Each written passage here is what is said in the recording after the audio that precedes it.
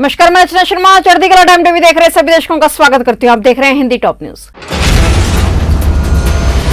किसान आंदोलन के नाम पर देश को बदनाम करने वाली टूलकिट पर बड़े बड़े खुलासे हो रहे हैं। दिल्ली पुलिस ने दिशा रवि को 5 दिन की रिमांड पर लेने के बाद जो जानकारियां दी हैं वो चुकाने वाली हैं। कहा जा रहा है कि साजिश की इस टूलकिट की जाल कनाडा में बैठे आकाओं के इशारे पर बुना गया है। दिल्ली पुलिस के सूत्रों का कहना है कि निकिता, दिशा, शांतनु समेत कई लोग दिसंबर 2020 के पहले सप्ताह से पुनीत के माध्यम से पोएटिक फाउंडेशन के साथ सक्रिय रूप से साजिश रच रहे थे। दीप सिद्धू की 10 बजे 30,000 कोर्ट में पेशी होनी थी। इस दौरान कोर्ट ने दीप को क्राइम ब्रांच की 7 दिन की कस्टडी में सौंप दिया है। इससे पहले 9 फरवरी को दीप सिद्धू को 7 दिन की पुलिस कस्टडी में भेजा गया था। अब दीप सिद्धू को 23 फरवरी तक क्राइम ब्रांच की कस्टडी में रखा जाएगा। राष्ट्रीय राजधानी दिल्ली की सीमाओं पर नए कृषि कानूनों के खिलाफ चल रहा आंदोलन मंगलवार को 83वें दिन प्रवेश कर गया। इस बीच बहुत से किसान अपने गांवों को लौट रहे हैं और एक महीने पहले की संख्या से मुकाबला करें तो अब आधी ही संख्या आंदोलन स्थलों पर बची हुई है। ऐसे में सवाल उठ रहा है कि क्या आंदोलन अब धीमा पड़ गया है। हालांकि इसके जवाब में किसान नेताओं का कहना है कि यह पहले से ही पता है कि उनकी लड़ाई लंबी चलेगी और सीमाओं पर कम भीड़ होना उनकी नई रणनीति का हिस्सा है। बीते साल नवंबर से ही सरकार और किसानों के बीच गतिरोध जारी है। कोई भी पक्ष पीछे हटने को तैयार नहीं है। किसानों ने तीनों कानूनों को 18 महीने तक सस्पेंड करने और सरकार के प्रस्ताव को स्वीकार करने से इनकार कर दिया है, जबकि बातचीत जारी है। प्रधानमंत्री नरेंद्र मोदी ने भी कहा है कि यह प्रस्ताव अब भी बरकरार है।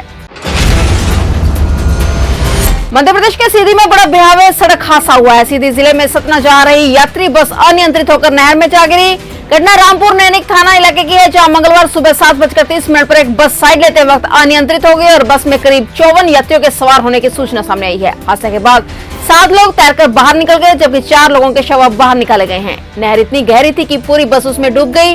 हादसे की जानकारी होते ही मुख्यमंत्री शिवराज सिंह चौहान ने जिला कलेक्टर से बात की और कलेक्टर को रेस्क्यू ऑपरेशन तेज करने के निर्देश देते हुए बाणसागर डैम से नहर की ओर जाने वाले पानी को रोकने की बात कही है।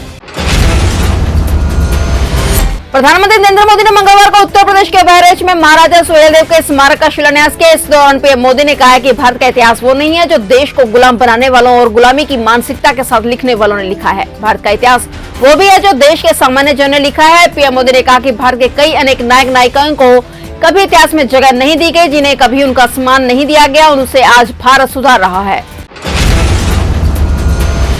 आज बसंत पंचमी है। इस पावन मौके पर श्रद्धालु गंगा में पवित्र स्नान कर रहे हैं। वाराणसी के घाटों पर सुबह से श्रद्धालुओं का तांता लगा हुआ है। वहीं हरिद्वार में गंगा स्नान के लिए लोग देश के कोने कोने से हर की पेड़ी पर पहुंच रहे हैं। बिहार और बंगाल में आज बसंत पंचमी के मौके पर मां सरस्वती की पूजा होती है।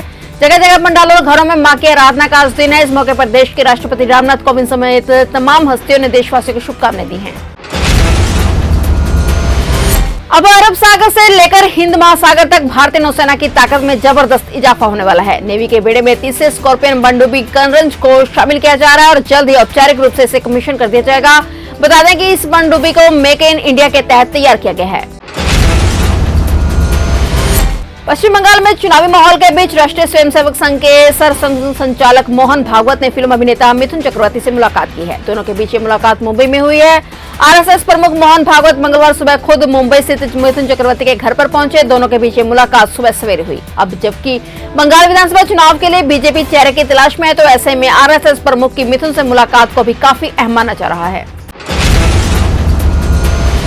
देश में वायरस के नए मामलों में तेजी से गिरावट आ रही है। हालांकि केरल और महाराष्ट्र के आंकड़े परेशान करने वाले हैं। भारत में पिछले 24 घंटे में वायरस के 9,121 नए मामले सामने आए और जिसके साथ ही कुल पॉजिटिव मामलों की संख्या 1,09,25,710 हो गई है। वहीं पिछले 24 घंटे में हुई 81 नई मौतों के बाद कुल मौतों की संख्या 1,55,813 हो गई है। समाचारों का सिलसिला इसी तरह जारी रहेगा। देखते रहिए चढ़ती कला टाइम टीवी।